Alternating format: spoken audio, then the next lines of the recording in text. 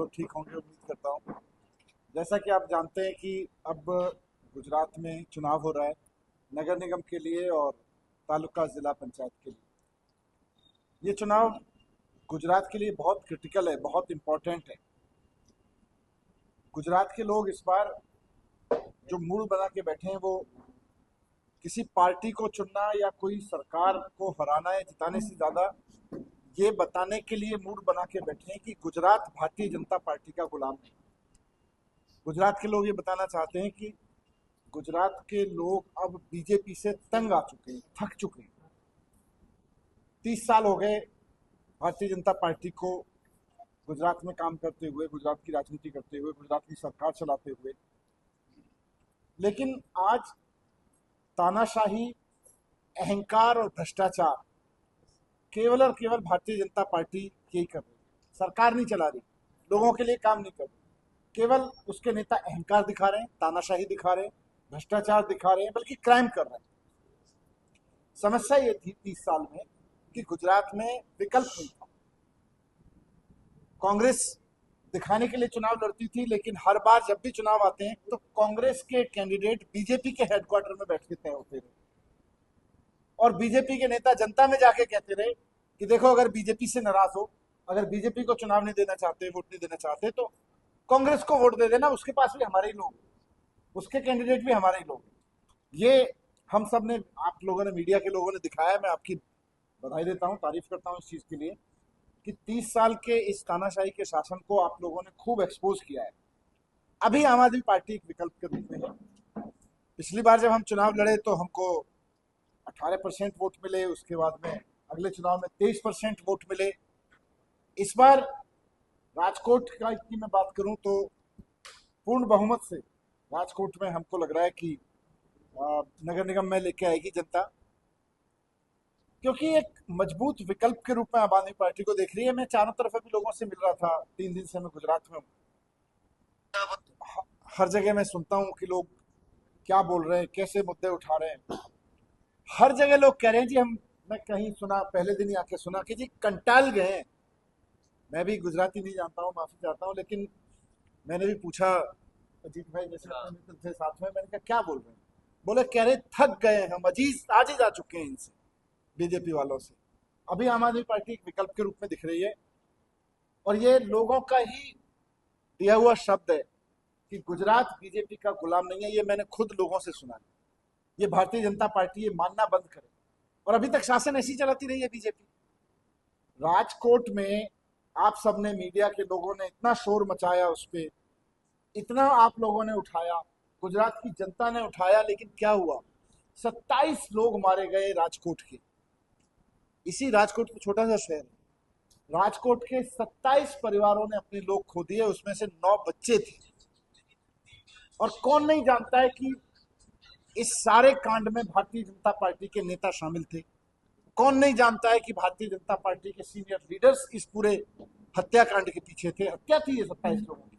लेकिन क्योंकि भारतीय जनता पार्टी को लगता है कि जनता तो हमारी गुलाम है, राजकोट के लोग, गुजरात के लोग तो हमारे गुलाम है, इसलिए किसी भी भारतीय जनता पार्टी के नेता के ऊपर कोई कार्रवाई नहीं हुई, किसी का नाम तक नहीं आने दिया बीजेपी की सरकार ने। एक अफसर को फंसाया, वो भी अब आप जानते हैं, मैंने मीडिया रिपोर्ट्स में देखा, क्रिमिनल केस में नहीं, इनकम टैक्स के केस में फंसाया कि उसके पास असेट्स ज्यादा थे।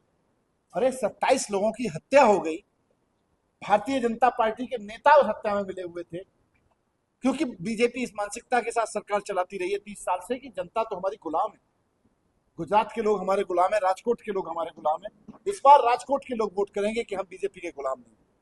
और खाली एक कांड नहीं है, एक हत्या का नहीं है। मीडिया में ही मैंने वीडियो देखा कि भारतीय जनता पार्टी के काउंसलर, लोग अपनी मेहनत की कमाई से अपना घर बनाते हैं, अपनी दुकान बनाते हैं, खुलेआम पैसे मांगते हैं उनसे, क्योंकि इनकी गुलाम है जनता। तो ये तो सोचते हैं पहले नोटिस भिजवाएंगे नगर निगम से, उसके बाद में उससे पैसे लेंगे। आदमी मकान बनाना है, दुकान बनाना है, तो उनको भारतीय जनता पार्टी वालों को पहले पैसा चढ़ा के आएगा, उसके बाद में कोई मकान बना पाएगा, उसके बाद कोई दुकान बना पाएगा। क्यों? क्योंकि बीजेपी को लगता है कि गुजरात की और राजकोट की जनता तो हमारी गुलाम है। इस गुलामी के खिलाफ इस बार जनता वोट देने वाली है। और खाली मकान बनाने में भ्रष्टाचार हो, खाली किसी गेम जोन के चलाने में क्रिमिनल एंगल हो तो एक बात है, लेकिन मैं देख रहा हूं कि गुजरात में और खासतौर से राजकोट और आसपास के इलाकों में तो सरकारी स्कूलों का इतना बुरा हाल कर रखा है। वैसे तो पूरे देश में ही जहां जहां भारतीय जनता पार्टी की सरकार है, सरकारी स्कूल बंद कराती है, बर्बाद कराती है। लेकिन मैं राजकोट में बैठा हूं, राजकोट के लोगों ने मुझे बताया कि यहाँ सरकारी स्कूलों का इतना बुरा हाल कर रखा है। जब हमने शोर मचाया, हमारे लोगों ने शोर मचाया, तो थोड़ी बहुत बिल्डिंग ठीक कर दी, लेकिन पढ़ाई। आज भारतीय जनता पार्टी बता दे कि राजकोट के आसपास, राजकोट और राजकोट के आसपास के सरकारी स्कूलों में से पढ़ के एक भी बच्चा नीट पास करके गया हो, जेई का एग्जाम पास करके गया हो, किस लिए पढ़ा रहे हो? कोई बच्चा कहीं अफसर बना हो, कोई बच्चा कहीं अच्छी नौकरियों में गया हो, आप मजदूर पैदा करने के लिए पढ़ा रहे हो। और प्राइवेट लोगों को आपने गुलामों की तरह से मजबूर कर रखा है कि अगर अपने बच्चे पढ़ाने हैं, ये भारतीय जनता पार्टी की सोच है राजकोट के लोगों के प्रति, कि अगर अपने बच्चे पढ़ाने हैं तो हम लोगों ने प्राइवेट स्कूल खोल रखे हैं, उसमें 10,000, 15,000, 20,000 रुपए तक की महीने में फीस दो और पढ़ाओ। अब राजकोट जैसे शहर में किसके पास है 10,000, 20,000 रुपए महीने देने के लिए? और कितने लोगों के पास है? कितने लोग अपने बच्चों को 10,000, 15,000, 20,000 की फीस देके पढ़ा सकते हैं हर महीने? इतनी इनकम है राजकोट में लोगों की, इतनी इनकम वाले लोग हैं, पॉपुलेशन है यहाँ पे। तो क्या करेंगे लोग? सरकारी स्कूलों में पढ़ाएंगे। सरकारी स्कूलों में पढ़ाने का मतलब है अपने बच्चे का भविष्य बर्बाद करना, अपने बच्चों को कहीं आगे नहीं लेके जाना, क्योंकि सरकारी स्कूल तो अच्छे पढ़ाई करवाएंगे नहीं। तो ये कुल मिला के मैं ये कहना चाह रहा हूँ कि जिस तरह से स्कूलों को बर्बाद करके, सरकारी अस्पतालों को बर्बाद करके, पूरे के पूरे सिस्टम को बर्बाद करके भारतीय जनता पार्टी 30 साल से शासन चला रही है, यही मान के चला रही है कि राजकोट की जनता हमारी गुलाम है। आज इस चुनाव में, इस नगर निगम चुनाव में जनता जवाब देगी कि जनता गुलाम नहीं है, उनके पास विकल्प है। अभी तक विकल्प नहीं था, विकल्प है। और जब स्कूल की, कॉलेज की बात करता हूँ, कॉलेज में देखो इन्होंने यूनिवर्सिटी खोली, कौन सी, क्या नाम है? Saurashtra university, Saurashtra university.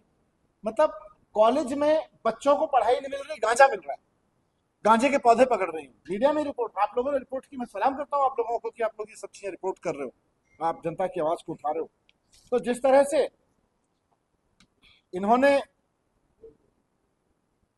पूरा माहौल बना रखा है, और मैंने ये भी सुना कि अगर कोई आवाज उठाता है उसके खिलाफ इनकम टैक्स, उसके खिलाफ सीबीआई, उसके खिलाफ ईडी। जो देश में माहौल है वही राजकोट में भी माहौल है। कोई व्यापारी अगर कोई कहे कि जी सड़क ठीक कर दो, कोई व्यापारी अगर कहे कि गड्ढे खराब है, तो उसके खिलाफ नोटिस आ जाएंगे, उसके खिलाफ पुलिस की कार्रवाई होने लगती है। आज आम आदमी पार्टी के खिलाफ देख लो, आज लोगों ने जब ये शुरू किया कि हमको आम आदमी पार्टी पे भरोसा है, तो बीजेपी अपनी पुराने स्टाइल में आ गई कि ये तो हमारी सल्तनत है, यहाँ के लोग गुलाम है, जाके इनको जगह कैसे सकता है कोई, इनके वोट कैसे मांग सकता है कोई और। तो बीजेपी ने हमारे कार्यकर्ताओं के ऊपर मुकदमे, फर्जी मुकदमे करने शुरू किए। आज गोली चलाई है बीजेपी के लोगों ने हमारे कैंडिडेट पे, क्योंकि भारतीय जनता पार्टी अपना विश्वास खो चुकी है।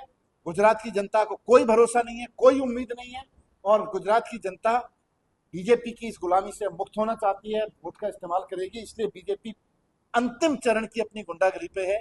अफसरों का इस्तेमाल, पुलिस का इस्तेमाल, गोली चलाने का कांड, डराने धमकाने का काम, लोगों को जेल भेजने का काम, हमारे लोगों पे, आम आदमी पार्टी के कार्यकर्ताओं पे एफआईआर करने का काम, ये सब कर रहे हैं। लेकिन तानाशाही का अंत होता है, और गुजरात में भी होगा। मुझे बस आपकी तरफ से ही कहना था।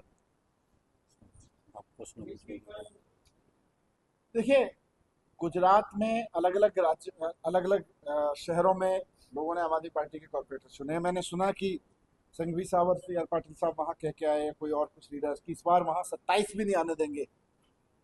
मैंने वहां भी कहा था और यहाँ भी कहता हूँ कि आम आदमी पार्टी को तो छोड़िए, बीजेपी तो ये बताए कि 30 साल में किया क्या।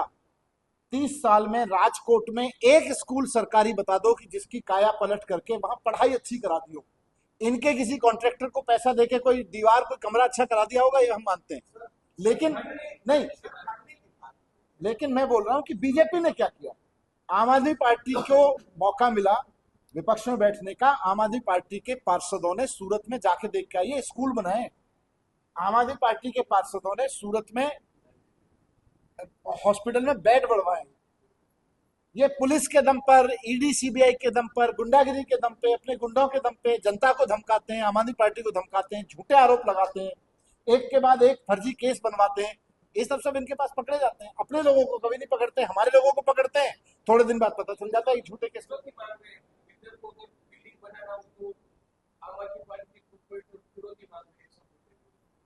तो कार्रवाई क्यों नहीं कर रहे? ये चुनाव में क्यों बोल रहे हो? क्यों?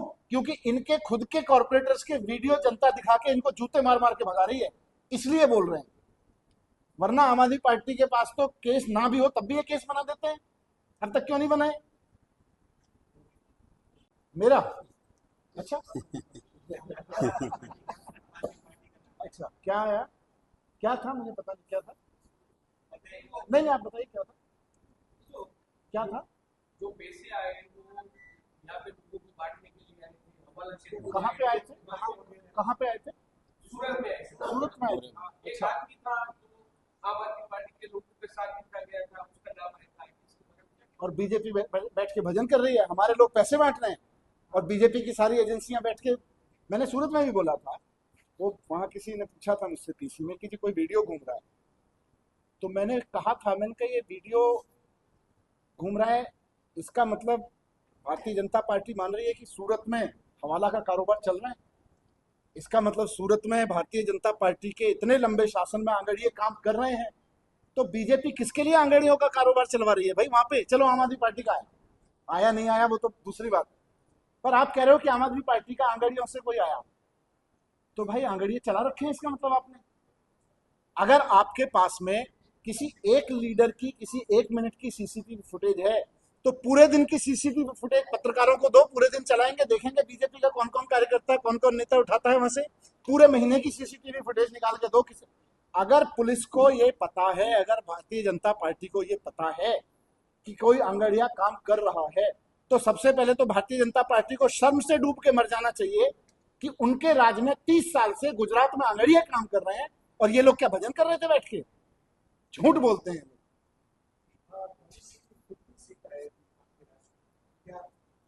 देखो, जब जनता देने पे आती है तो फिर कोई रिकॉर्ड और रिकॉर्ड रिपोर्ट कोई काम नहीं आता है। रिपोर्ट तो आप लोगों के पास हमसे ज्यादा होगी। Thank you.